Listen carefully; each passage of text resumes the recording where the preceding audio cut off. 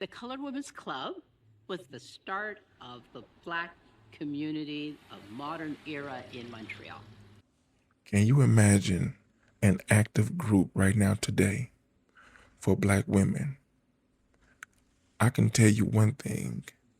Colored woman would not be a part of that name. I know that was the right thing to call a Black woman back then, but today, give me some ideas in the comments. What do you think it would be called?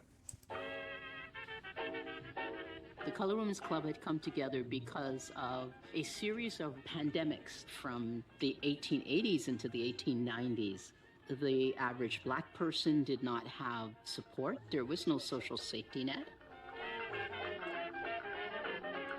So I wonder, was it something like they worked together, they looked out for each other, helped each other with the kids, the household, family, like a bonding group.